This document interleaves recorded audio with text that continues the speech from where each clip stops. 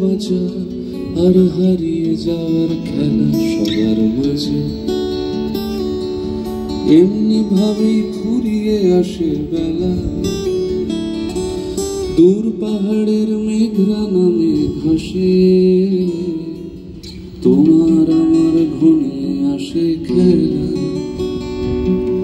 গল্প ফুরোয় শেষের সন্ধ্যাকাশে, এমনি ভাবে ফুরিয়ে আসে বেলা। গল্প জুড়ে মেঘরা নামে ঘাসে, তোমার আমার ঘনিয়ে আসে খেলা। গল্প ফুরোয় শেষের সন্ধ্যাকাশে। কথা ভুল হল, আরেকবার গাই। দ্বিতীয়বার ঘরে ফেরা। কলকাতা চলচ্চিত্র উৎসবে যখন মানিকবাবু দেখানো হয়েছিল, মানে যা সাড়া পেয়েছিলাম আমরা কল্পনা করতে পারিনি। সারা পৃথিবীতে দেখানো, দেশে বিদেশের নানান জায়গায় ছবি নিয়ে ঘোরা এক ব্যাপার, আর যেই ভাষার শহরে জারণ হয়ে মানিকবাবুর মেঘের জন্ম, সেই জায়গায় ছবি মুক্তি দেওয়া, এটা মানে আজকে সত্যি একটা বিরাট বড় দিন আমাদের সবার। এবং বেশি কথা বলে লাভ নেই, সবাই একটু একটু করে কথা বলুন। বৌদ্ধায়নদা ওনাদিকে তো আমার আলাদা করে কিছু বলার নেই। আজ চন্দনদাকেও মানে সত্যি মানে বলার শুরু করলে অনেক বলতে হয়, তাই জন্য আর বেশি বলবো না। এবং অবশ্যই অনির্বাণদা, ধন্যবাদ। অভিনেতা বিভিন্ন রকমের চরিত্র তৈরি করতে চায়, চরিত্র হতে চায়, কিন্তু মানিক, অভিনন্দন এবং বৌধায়ন এবং মোনাকে আমার বিশেষ ধন্যবাদ, বিশেষভাবে যে ওরা আমাকে এই চরিত্রে অভিনয় করার সুযোগ দিয়েছে। এবং চেষ্টা করেছি যতটা সম্ভব। আপনারা দেখুন, অনেকেই প্রশ্ন করছেন পুরস্কার পাওয়া নিয়ে। পুরস্কার পাওয়াটা একটা ব্যক্তিগত আনন্দের বিষয় হয় ঠিকই, কিন্তু নিজের শহরে, ওই আমাদের ছোটবেলায় পড়েছেন না অ্যাসিড টেস্ট, নিজের শহরে নিজের মানুষের সামনে যখন সেই অভিনয় বা সেই সিনেমাটা হয়, তখন প্রকৃতপক্ষে ওইটা অ্যাসিড টেস্ট হয়। প্রত্যেকে কিছু না কিছু বলে দিয়েছি অলরেডি, তো আরেকবার রিপিট করি। লোনলিনেস মানে একাকিত্ব জিনিসটা না একটা অদ্ভুত মহামারীর মতো হয়েছে আমাদের জীবনে এই মুহূর্তে। যেই কারণে অদ্ভুতভাবে আমরা পৃথিবীতে যে প্রান্তেই গেছি ছবি নিয়ে, সেই প্রান্তের সব দর্শক এই ছবিটার সাথে রিলেট করেছেন। তা আমরা অনেক সময় বাড়ি এসে ভেবেছি যে ছবিটা এস্টোনিয়াতে যেভাবে লোকে রিলেট করছে, যেভাবে জোহানেসবার্গে রিলেট করছে, সেইভাবে ঢাকায় রিলেট করছে। ব্যাপারটা কি? ব্যাপারটা কিছুই না। ব্যাপারটা হচ্ছে যে এটা একটা অদ্ভুত একটা ইউনিভার্সাল ইমোশন বলাটা বোধহয় ভুল, মানে একটা অদ্ভুত universal state of mind which is loneliness.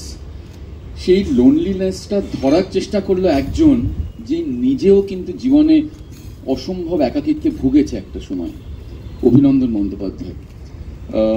অভিনন্দন আমার সাথে তিন কাহন লেখে, এবং ও যখন তিন কাহনের থ্রু দিয়ে অভিনন্দন খানিকটা single handedly ad film maker থেকে আমাকে ফিচার ফিল্ম মেকারে রূপান্তরিত করলো।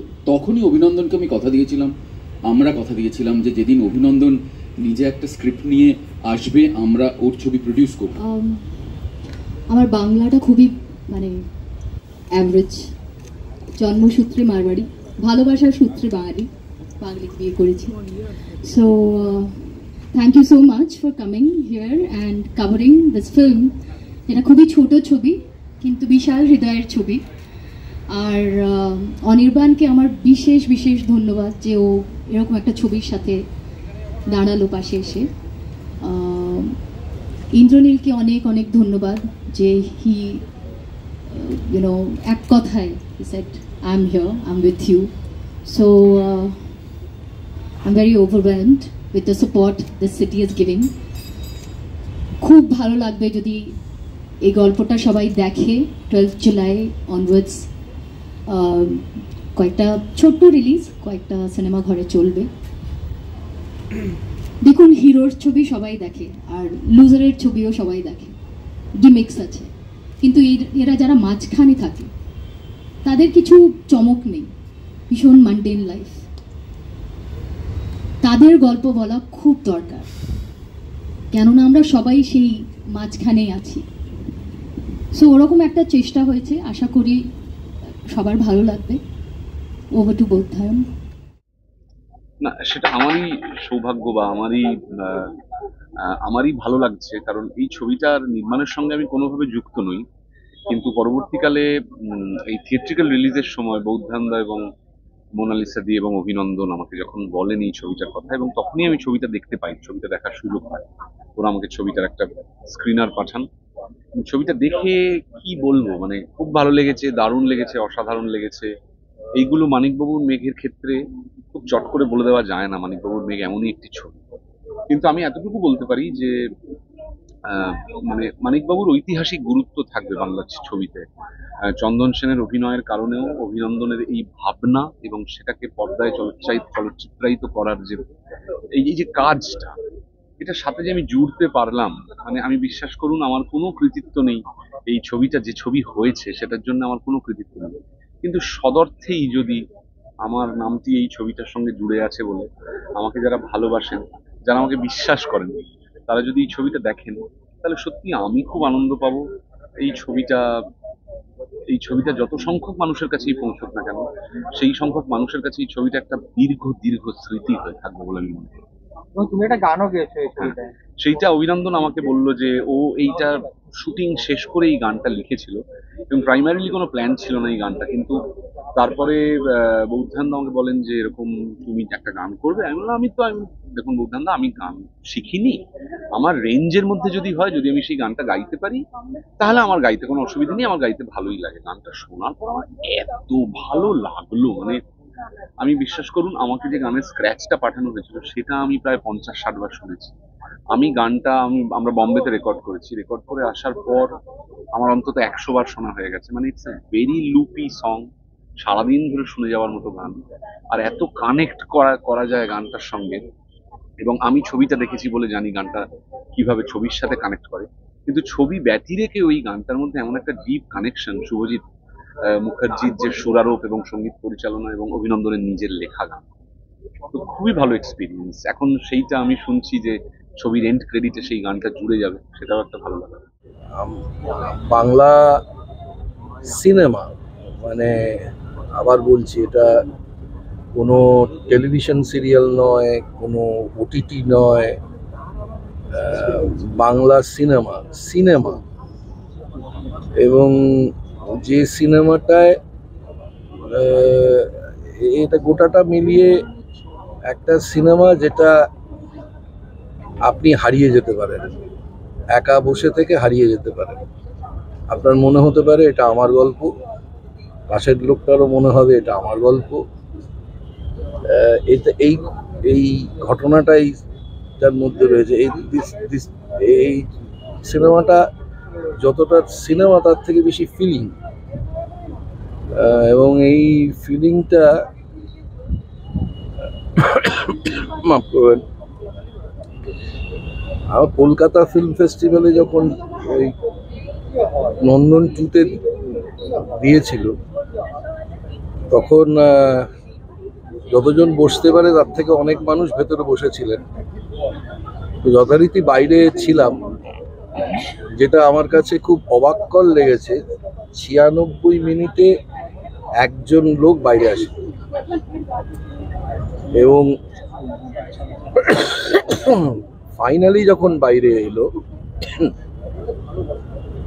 তখন আমি অনেক শ্রেণীর মানুষ দেখেছিলাম।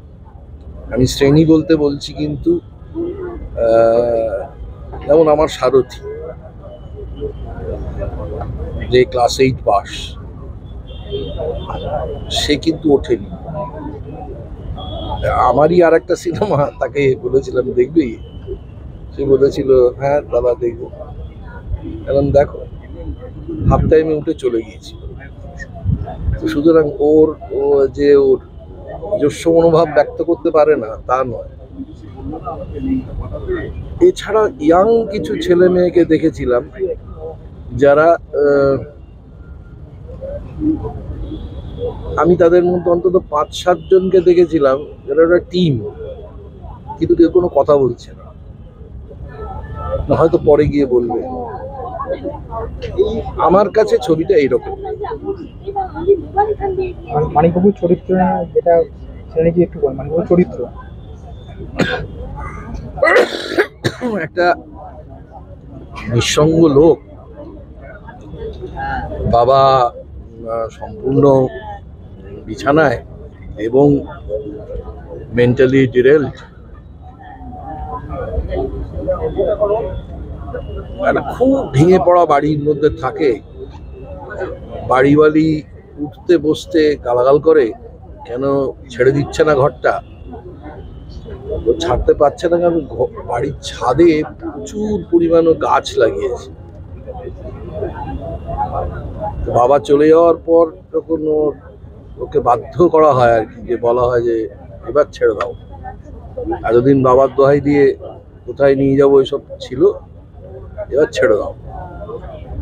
তো এবার ছাড়ার জন্য যে পাড়ার এক দাদা কালিদা, যিনি দেবেশ রায়চৌধুরী অভিনয় করেছেন, সেই কালিদাকে সে বলে যে যে কোনো বাড়ি হোক একটা ছাদওয়ালা বাড়ি যেন হয়। আমার গাছগুলো রয়েছে তো তো কালিদা আর কি যেমন পাড়ার দোকানে চা বেচেন, ছেলেটাকে স্নেহ করেন, প্রচুর গালমন্দ করে লোককে ধরে নিয়ে আসে, যে টাকা নিয়ে পালিয়ে যায়। এবং ইতিমধ্যে মেঘ আর দেখা দেয় না, সব শেষে আবার মেঘ আসে এবং লোকটা একটা কি বলা উচিত রিফিউজ পায়। এই অভিনন্দন যেটা জানালেন যে আপনাকে অনেকে আবার নতুন করে পাবে, এই সেটাই কি বলবেন? হ্যাঁ, এরকম চরিত্র তো আমাকে কেউ দেয় না, ওরা দিয়েছে। আর অভিনন্দনের সৌভাগ্য হচ্ছে যে এই ছবিটা দেখলে অনেক ডিরেক্টর, আমাদের অনেক ডিরেক্টর আছেন যারা এরকম ছবি বানাতে চান। এই আমাদের অতনু পিছনে বসে আছে, এরকম ছবি বানাতে চায়, এরকম অনেক ডিরেক্টর আছে, কিন্তু তাদের সঙ্গে লিটল ল্যাম্প নেই। সেইটা আমাদের ডিরেক্টরদের অনেক সমস্যা। আমার নিজের মনে হয় যে মানুষের দেখে যদি ভালো লাগে লাগলো, না লাগলে দুর্ভাগ্য। অনির্বাণ এখানে প্রেজেন্টার হিসেবে প্লাস গানও গেয়েছেন, বলবেন? বলাবলির কিছু নেই, অনির্বাণ আমার অত্যন্ত স্নেহের পাত্র। অনির্বাণের এই সিনেমাটায় যুক্ত হয়ে বা এই সিনেমাটার এসে বা এই পুরোটার প্রেজেন্ট করেছে বা করতে চলেছে, এটা একটা আপনাদের দৌলতে ভবিষ্যতে যখন আপনারা জানাবেন আর কি মানুষজন, তখন মানুষজনের একটা নতুন করে মানে ইচ্ছে তৈরি হবে যে যাই তাহলে ছবিটা, অনির্বাণ ভট্টাচার্য যখন ছবিটা প্রেজেন্ট করছে যাই তাহলে দেখে আসা। আমরা ইন্ডিপেন্ডেন্ট সিনেমা বানাই বা আমাদের বন্ধু বান্ধব পরিচিত যারা বানায়, আমাদের কাছে একটা বিরাট ব্যাপার এখন যে সময়ের মধ্যে দিয়ে আমরা যাচ্ছি গত 1.5 দশক 2 দশক ধরে, যে স্বাধীন চলচ্চিত্র সেটা ফাইনালি মানে বানানো হলো, ফেস্টিভ্যালে তো ঘুরলো, কিন্তু প্রেক্ষাগৃহে আসার সবার ভাগ্যে হয় না। আর যখন টিফে দেখানো হয়েছিল তখন থেকেই আশা ছিল, কারণ আমরা যে রিয়াকশন পাই, মানে লোকজন দাঁড়িয়ে বসে ঘন্টার পর ঘন্টা ধরে ছবি দেখেছে, নড়েনি, তো তখন থেকেই খুব ইচ্ছে ছিল যে যদি কলকাতা শহরে মানিকবাবুর মেঘকে কলকাতা শহরের আকাশে নিয়ে আসা যায়।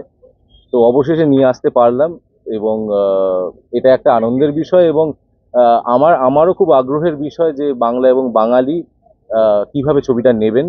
কারণ কিফে তো খুব ভালো রিয়াকশন পেয়েছিলাম কলকাতা চলচ্চিত্র উৎসবে, এবং মানে পুরস্কার পাওয়া তো অবশ্যই, কিন্তু অবশেষে দর্শক দেখছেন কিনা এবং তাদের কেমন লাগছে এটা খুবই গুরুত্বপূর্ণ।